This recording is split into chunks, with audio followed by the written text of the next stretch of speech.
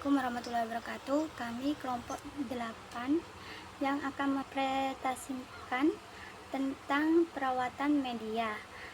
Terdiri dari 3 orang, yakni 1. Khalifatul Jannah, Fatimatul Zahroh, dan Maulidi. Perawatan media.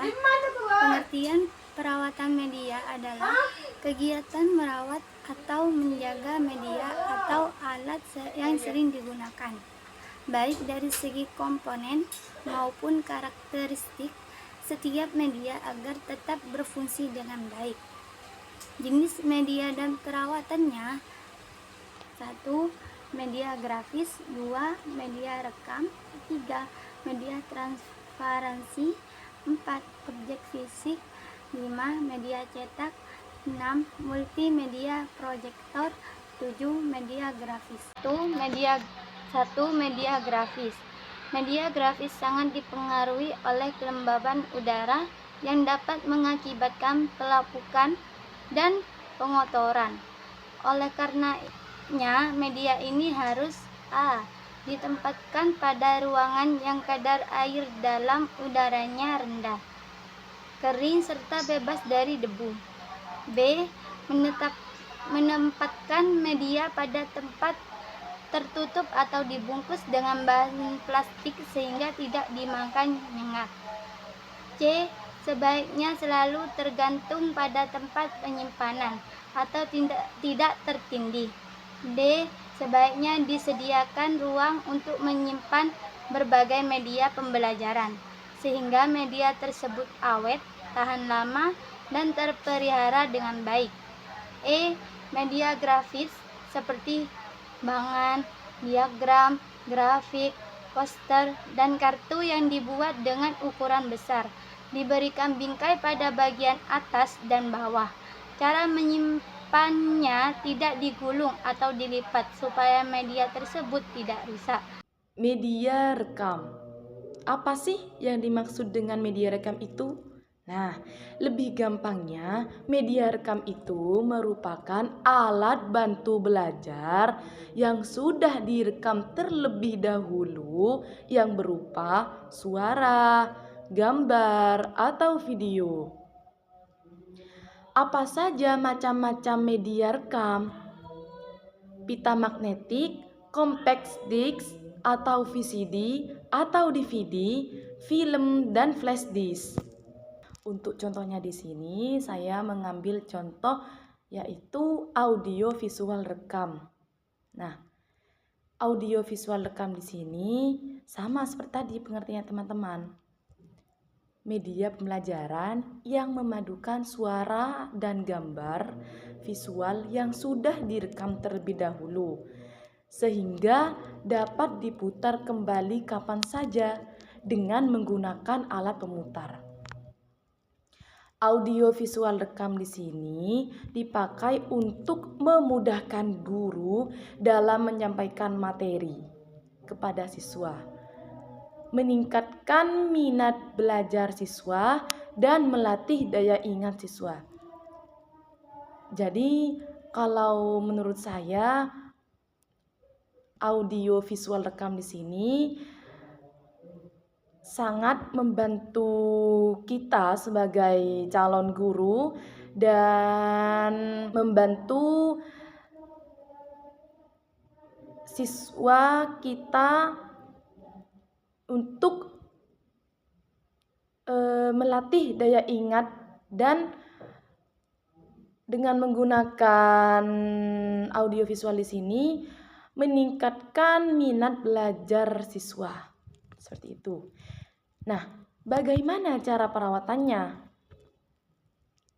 Yang pertama, penempatannya harus di ruangan yang kering, terdapat tempat penyimpanan. Yang kedua, dibersihkan terlebih dahulu sebelum digunakan. Yang ketiga, tidak boleh diinjak atau ditekuk. Seperti itu, teman-teman. Itu cara perawatannya. Nah, selain itu, media rekam di sini memiliki kelebihan. Apa saja kelebihan dari media rekam di sini? Bisa diputar ulang kapan saja, bisa disimpan lama, lebih nyata karena ada suara dan gambar. Dan bisa diputar ulang walaupun tidak ada guru. Walaupun gurunya tidak hadir, seperti itu teman-teman. Jadi sangat bermanfaat kalau kita menggunakan media rekam ini untuk siswa, seperti itu. Untuk kekurangannya di sini yaitu media di sini butuh alat pemutar.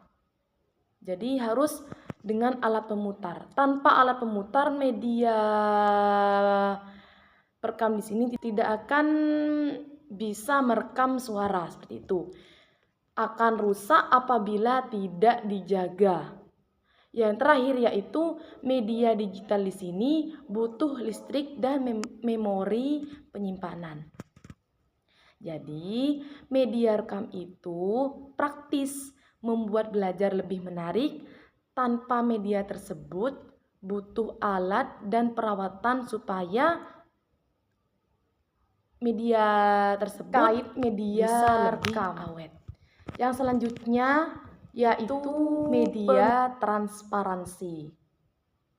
Nah, media transparansi di sini adalah media pembelajaran yang berupa lembar bening yang berisi tulisan, gambar, atau ilustrasi yang dapat diproyeksikan menggunakan overhead projector ke layar atau dinding.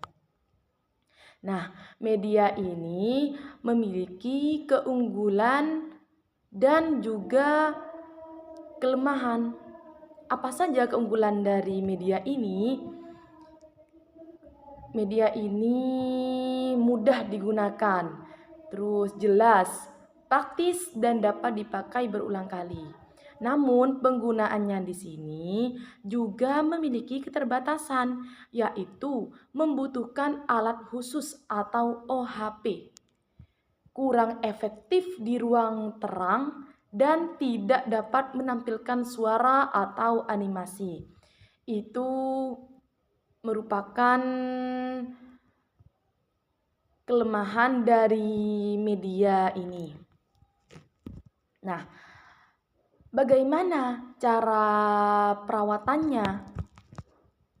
Yang pertama, ditempatkan pada ruang yang kelembapannya rendah dan kering. Yang kedua, alat transparansi harus diberi kertas pelapis khusus media tulisan dan lain sebagainya. Yang ketiga yaitu objek fisik. Nah, objek fisik di sini merupakan media yang wujudnya bisa dilihat, disentuh, dan digunakan secara langsung dalam proses pembelajaran. Contohnya OHP atau transparansi dan OHT. Nah, bagaimana cara perawatannya untuk objek fisik di sini? Yang pertama, ditempatkan pada rak yang jaraknya cukup jauh sehingga tidak bersentuhan ketika diangkat dari tempat peletakannya. Yang kedua, ditempatkan pada ruangan yang kering. Yang terakhir, upayakan catnya selalu terjaga. Baik, poin yang keenam di sini adalah media cetak. Kita tahu sendiri bahwasanya namanya media. Media berasal dari kata dasar penghubung, perantara. Nah, alat bantu. Nah, jadi di sini yang poin keenam adalah media cetak, di mana media cetak di sini berfungsi sebagai alat komunikasi massa yang menyajikan informasi berupa gambar yang dicetak bisa di atas kertas ataupun di bahan-bahan yang mudah dibuat. Seperti contohnya surat kabar, majalah, buku, poster, brosur. Nah, di dalam media cetak tersebut terdapat informasi-informasi ataupun berita yang harus disampaikan kepada khalayak ramai. Nah, di dalam media cetak ini bukan hanya terdapat sebuah berita saja, namun beberapa informasi mengenai contoh semisal kayak promosi-promosi sebuah produk ataupun promosi terkait tanah atau bangunan yang sekarang ingin dialokasikan kepada atau dijual kepada orang lain seperti itu. Dan kebanyakan itu contohnya di surat kabar. Kemudian majalah-majalah seperti itu, poster, brosur itu. Nah, cara perawatan terhadap media cetak di sini satu, harus mempunyai tempat penyimpanan yang notabene-nya itu tidak mudah terbakar seperti itu. Karena melihat dari sumber bahan yang dipakai terhadap media cetak tersebut itu merupakan sumber bahan yang mudah terbakar. Dan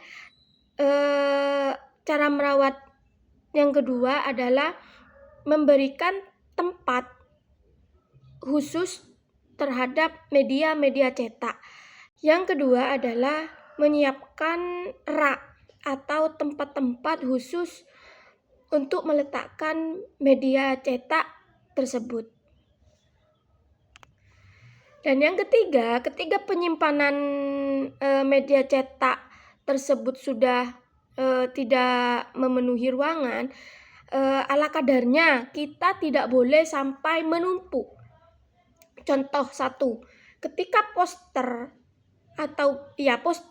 itu kita taruh, kalau sudah tidak digunakan, itu kita taruh menumpuk di suatu ruangan, itu alhasil poster-poster yang sudah kita cetak kemarin lalu itu pasti akan menempel satu sama lain. Nah, itu sudah saya alami sendiri di kejadian saya sendiri seperti itu. Jadi sangat rentan ketika berbagai media cetak itu ditumpuk. Contoh juga pada koran ataupun surat kabar atau majalah bisa jadi. Ketika kita sudah menumpuk yang sudah tidak terpakai di dalam satu ruangan, alhasil media cetak tersebut pasti akan dimakan hewan rayap seperti itu.